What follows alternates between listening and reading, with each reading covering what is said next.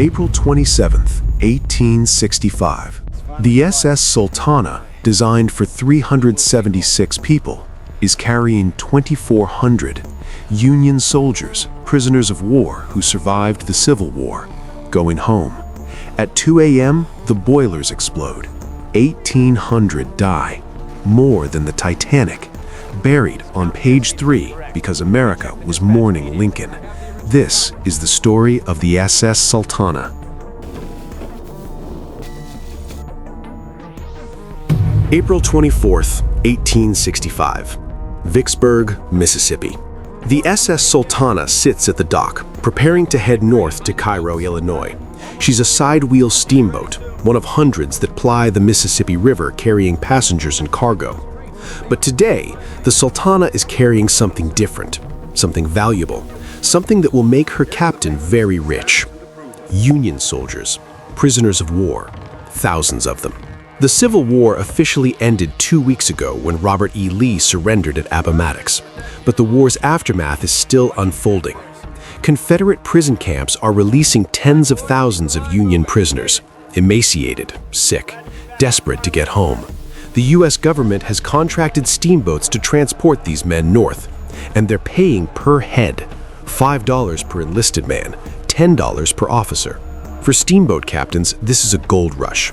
The more soldiers you carry, the more money you make. Captain James Cass Mason of the SS Sultana sees an opportunity. He's been losing money. His steamboat needs expensive boiler repairs. This could save him. So when the opportunity arises to carry over 2,000 Union prisoners, he takes it, all of it. The Sultana is designed to carry 376 people. Her legal capacity, including crew and cargo, is 376. But Captain Mason loads 2,400 people onto the steamboat, more than 6 times her capacity. Most of them are Union soldiers, men who enlisted to fight for the Union, men who were captured and sent to Confederate prison camps, men who survived Andersonville and Cahaba, hellholes where thousands died of disease, starvation, and neglect. These men have survived the worst the war could throw at them. They watched friends die of dysentery. They starved. They froze. They endured abuse. And then, on April 9, 1865, the war ended. Lee surrendered. The prisoners were told they were going home. For these men, boarding the Sultana is the beginning of freedom, the journey home, back to Ohio, Michigan, Indiana, back to wives and children and mothers who thought they were dead. They board the Sultana on Vicksburg on April 24th. Cramped onto every available space, the decks are so packed that men can barely move. Some sit on the railings, others crowd the upper decks until the wood groans under their weight. The Sultana is dangerously overloaded. Everyone can see it. The steamboat sits low in the water. The decks sag. But Captain Mason doesn't care. He's getting paid per head, and these men are desperate to get home. They're not complaining about the crowding. They just want to leave. On April 24th, the Sultana departs Vicksburg, heading north up the Mississippi River toward Cairo, Illinois.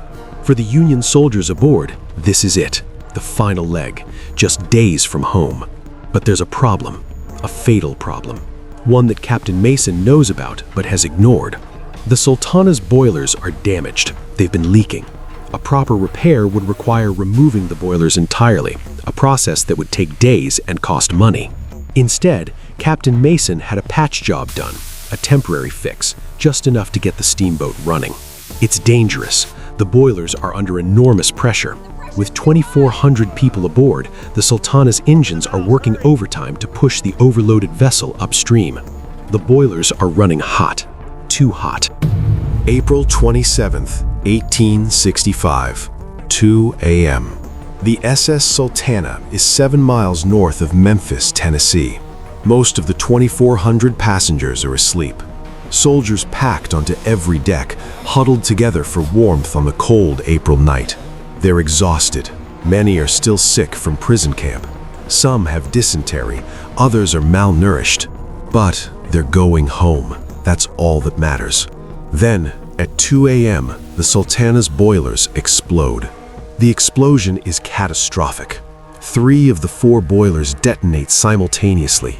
The blast tears through the center of the steamboat. The boiler deck, where hundreds of soldiers are sleeping, is obliterated. Men are killed instantly by the blast. Others are thrown into the river. Still more are crushed by falling debris. The explosion sends a column of flame hundreds of feet into the air. The steamboat immediately catches fire. Within seconds, the Sultana is an inferno. Soldiers who survived the explosion now face a terrible choice: burn to death or jump into the freezing Mississippi River. Most jump. But here's the problem. Most of these men don't know how to swim. In the 1860s, swimming isn't a common skill, and many of these soldiers come from inland states. They've never seen a body of water larger than a creek. They jump into the Mississippi River, swollen from spring flooding, running fast and cold, and they drown. Those who can swim try to help. They grab pieces of wreckage, doors, planks, anything that floats, and try to hold on. But the river is chaos. Hundreds of men in the water, screaming, drowning, grabbing at each other in panic. The Sultana is still burning. The fire spreads quickly. Those who didn't jump now have no choice. They leap from the burning decks into the river. Some are too weak to jump. Emaciated from prison camp, they can't muster the strength. They burn to death on the decks. The current carries the Sultana downstream. The wreckage drifts back toward Memphis, leaving behind hundreds of men struggling in the dark water. Rescue efforts begin slowly. A few nearby steamboats see the fire and come to help. Memphians on shore hear the explosion and send out boats. But it's dark, the river is wide, and there are hundreds of men scattered across miles of water. Many drown before rescuers can reach them. Others succumb to hypothermia. The April water is cold enough to kill in minutes. By dawn, the Mississippi River is filled with bodies. When the final count is done, 1,800 people are dead. More than died on the Titanic, the worst maritime disaster in American history. Most of the dead are Union soldiers, men who survived the Civil War, who survived Confederate prison camps, who were days away from home. They survived Andersonville, they survived Cahaba, they survived the war, and then they died on a steamboat because the captain was greedy, because the boilers were patched instead of properly repaired, because the Sultana was loaded with 6 times her legal capacity. The disaster should have been front-page news across America. 1,800 dead, the worst maritime disaster in U.S. history. But it wasn't. Because on April 27, 1865, America was mourning Abraham Lincoln. The president had been assassinated on April 14th, just 13 days before the Sultana exploded. His funeral train was crossing the country. The nation was in grief. When news of the Sultana disaster reached the newspapers, it was buried on page 3. A brief mention, overshadowed by Lincoln's death, by the end of the war, by Reconstruction. The Sultana disaster, 1,800 dead, was forgotten almost immediately. There was an investigation. Of course there was. But Captain Mason died in the explosion. The man responsible was dead. Who else could they blame? The steamboat company was never held accountable. The government inspector who approved the overloading faced no consequences. The contractor who did the shoddy boiler repair was never prosecuted. 1,800 men died, and nobody was held responsible. For the families waiting at home, wives, mothers, children, the news was devastating. Their men had survived the war. They'd received letters saying their husbands and sons were coming home, that they'd be there in days. And then, nothing. Silence. Eventually, word reached them. Their men had died. Not in battle, not in prison camp, on a steamboat, on the way home. They survived the war, but they died going home. Today, almost nobody knows about the SS Sultana. Ask someone about the worst maritime disaster in American history, and they'll say the Titanic. But the Titanic was British, and only 1,500 died. The Sultana killed 1,800, all Americans, and it happened in American waters, on the Mississippi River. But it's been almost entirely forgotten. Why? Timing. The Sultana exploded 2 weeks after the Civil War ended. The nation was exhausted. 4 years of war, 620,000 dead, the president assassinated. Nobody wanted to hear about another disaster, another tragedy, more death. So the Sultana was buried, literally and figuratively. The wreck of the Sultana sank in the Mississippi River. Over time, the river shifted course.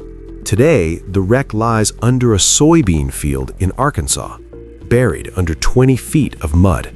The story was buried too, overshadowed by Lincoln, by the war, by Reconstruction.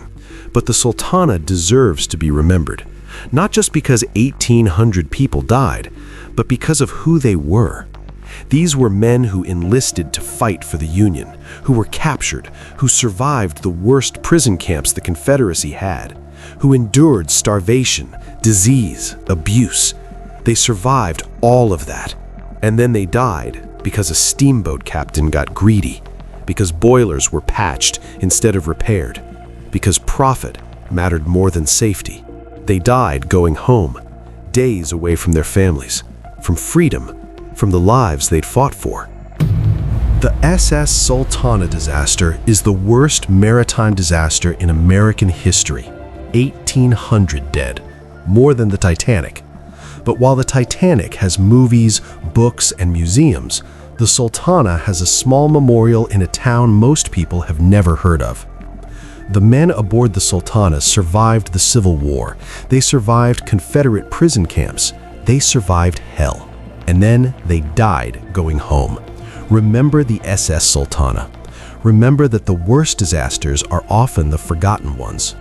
Remember that these men deserved to make it home. They'd earned it. They'd survived the war. But they died because greed and negligence put 2,400 people on a steamboat built for 376. They died because timing buried their story under the weight of Lincoln's death and the end of the war. 1,800 men, the worst maritime disaster in American history. Forgotten by history, but not by the families who waited for them to come home. Remember the Sultana.